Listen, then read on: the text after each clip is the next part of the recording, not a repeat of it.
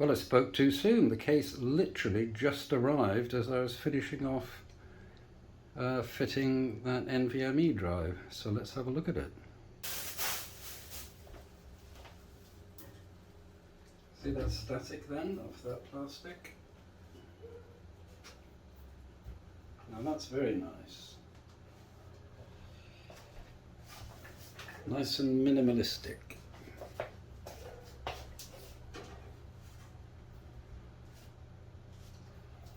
And as you can see here, you have the tempered glass. Alright, so it's got a bit of tape there. But anyway, that's a very nice looking case, I must admit. There's nothing too fancy about it, it's just an ordinary lock. And also what I do like about it is the way that this is a single piece of metal with no apparent joints here. Very nice indeed. Right, well the next stage of the operation is to get the motherboard into the case. What I always do here is put a towel or something soft underneath the case because I don't like stuff getting scratched, and I build quite a lot of PCs for customers, new ones, gaming machines, and there's nothing worse than receiving something with dirty fingerprints and scratches all over it, which hopefully I'm going to avoid. Well, this has got a handy little flap here, and it closes magnetically, so that's handy. So we'll have to get this out because we don't really want it flapping around.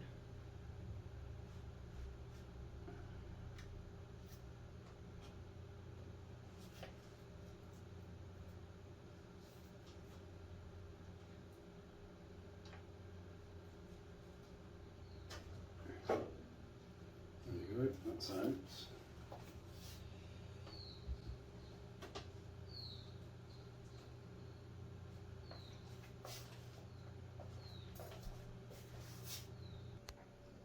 So that's the inside of the case. I don't know if you can see it from here. We'll get all the bits and pieces out first before we start putting things in.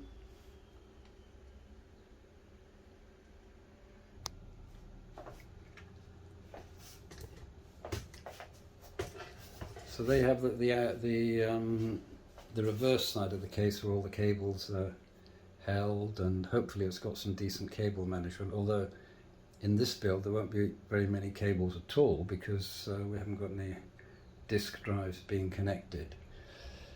But as you can see, we've got the USB 3 cable here. What else? We've got a bag of goodies. They even provide a little rag for cleaning the glass, some cable ties, various screws and standoffs for the motherboard, which are very important, although they may well already have those installed. And you have your, as I said earlier, this is your USB 3 connector. I'm rather surprised it only has one USB 3 port here at the top. But anyway, I won't be using a great deal of USB on here. And then you have, what's that? And that's audio. It's audio, and that's USB 2. And the other thinner wires, these other thinner wires are for the the power button, the reset button, hard disk drive, activity light, and the the power light for when it's actually switched on. And those obviously go, all these things, well yes, all these get attached to different points on the motherboard, which I'll illustrate in a minute.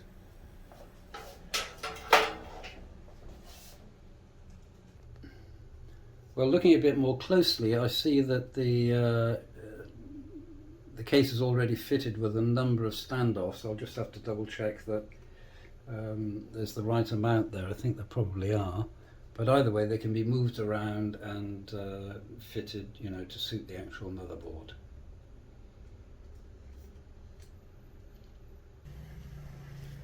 Well, it looks like we only have to put 2 extra standoffs in, and this is one of my useful tools which I sort of put together. And this is for making sure the standoffs are screwed in quite nicely, because if they come loose and you try to take the motherboard out, it can be a bit of a headache.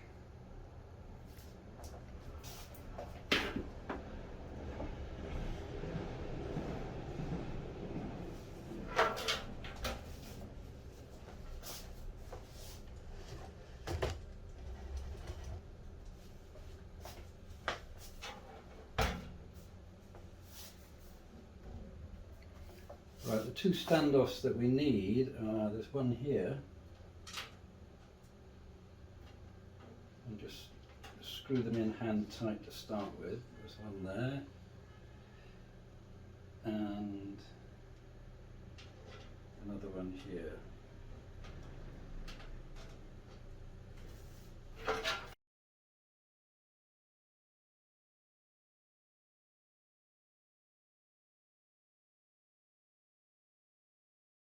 Right, so that's all the standoffs in, as you can probably see.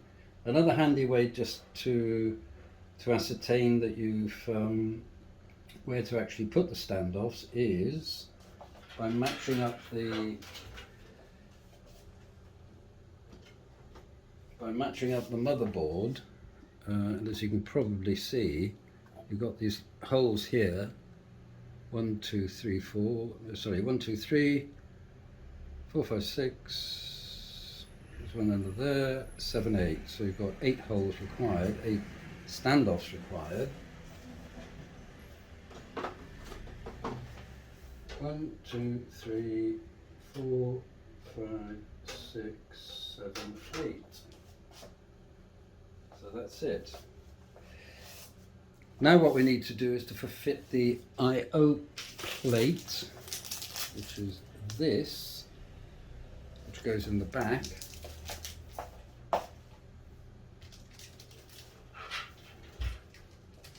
This goes just here.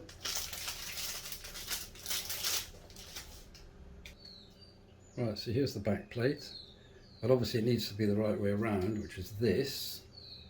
If I just show you, it matches up with these outputs here. Can you see?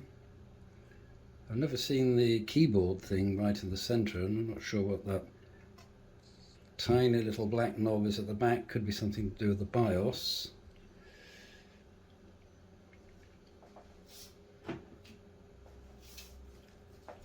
And fitting it is a relatively simple procedure. You just pop it in. Sometimes they're a little bit tight.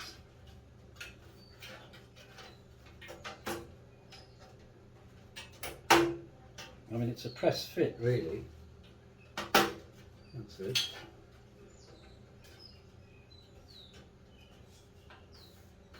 Yeah, otherwise known as an I/O shield. That's it. Just to make sure it's all the way in. Yeah? Right. Okay, now what we're going to do is to fit the motherboard into it. And but there's 1 or 2 little things I want to show you first. The case came with an assortment of little screws, as you can see in here. And what I do first is I make sure that I'm using the correct screws to screw the motherboard into the little standoffs that I put into the case earlier, because these standoffs come in various sizes and it's never apparent which screw you need to use, because the screws can be of various sizes. I know that sounds a little bit nerdy, but it happens to be a fact. Now I'm going to take a wild guess that, come on, focus. Yeah, a wild guess that it's this screw, which is the smallest and narrowest. So what I'm going to do, I'm going to try that screw into one of the standoffs, and if it's correct, obviously, we're going to use those screws. Oh, and by the way, always try and make sure you've got a really nice screwdriver, a nice long one. This is my favourite. It's over a foot long, and it means you've got plenty of access, and you're not, you don't actually have to have your hands in the case either. It's a superb screwdriver. Wouldn't be without it.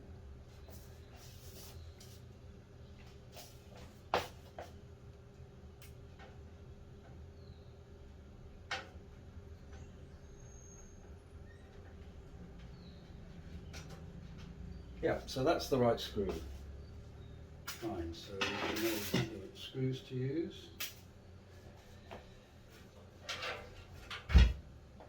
Right, now at this stage everybody's got their own way of working. Do you put the power supply in first, or do you put the motherboard in first? Well, I always put the motherboard in first just to get it out of the way. It's not tricky to fit it, but you do have to make sure that these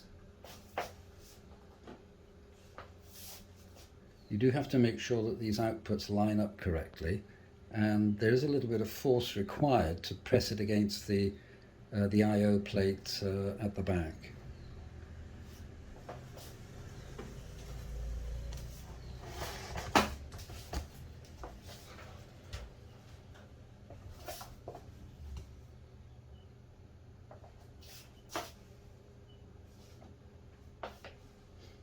So we just pop it in. We know we have all the correct standoffs in place.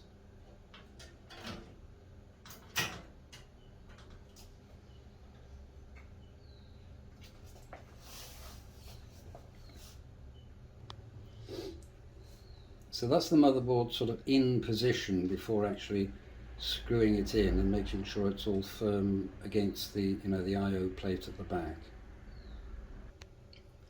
I don't know if you can see, but just here, there where my finger is, you've got these little sort of metallic protrusions coming out. Well, these are really to keep everything in place, but sometimes if those, see those two prongs there where my finger is, sometimes they're too low down, so you have to lift them up slightly, otherwise they go into the the actual port, which in this case is the HDMI, which is what you don't want, because it could just muck up the connections inside.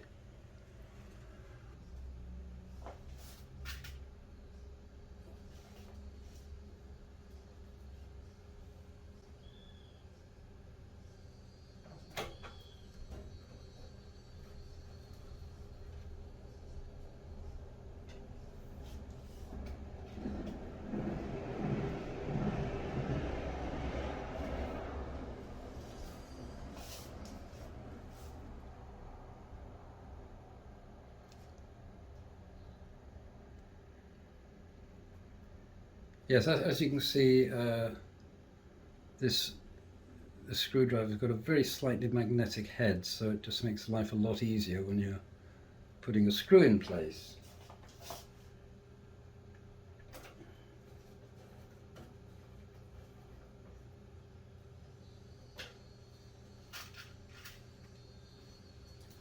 So we've got all the right screws.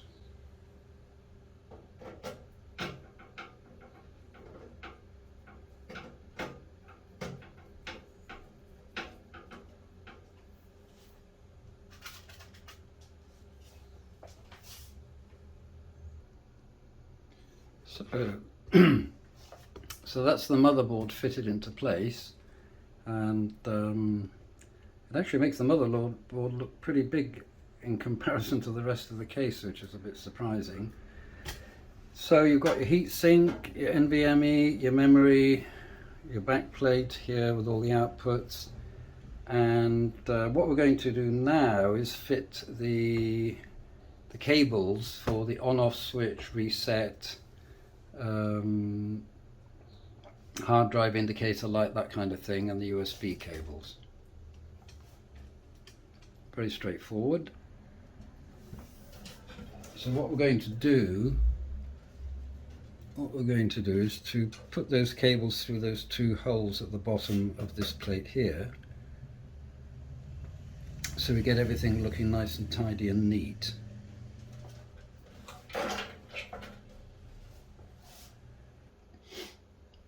Well, I'm going to put the USB 3 cable in. You can probably just see me doing that. And again, like with most of these things, it can only actually go in one way, so it just pops in like that and clicks into position. These USB 3 cables are really thick, and to be honest with you, there really is no easy way to hide that cable. I mean, you can't bend it too much either, so you have to be very careful.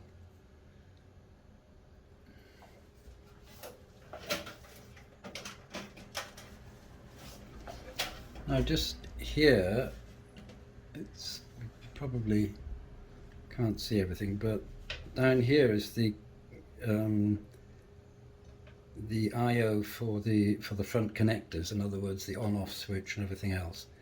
Then you got this one's for a speaker. I don't know if I've got a spare little tiny speaker thing to attach there. And over here you've got USB 2 and the audio, which I don't use anyway, but I'll connect it. That's just to give you an idea. I'll connect those now, and it's a bit fiddly, so I can't really film all that.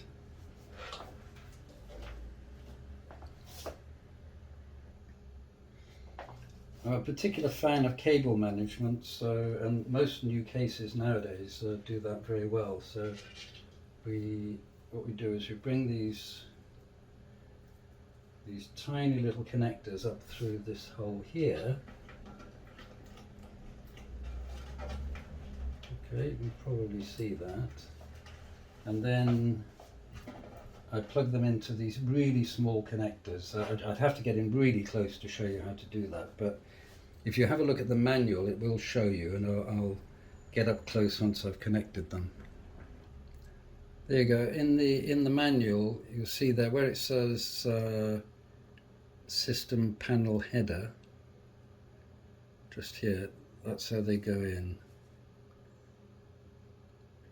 So you've got the power at the top, reset normally is underneath, hard drive activity, and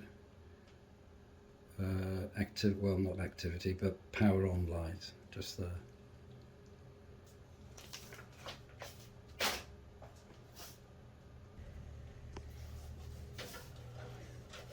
Now you can see where I put those various cables.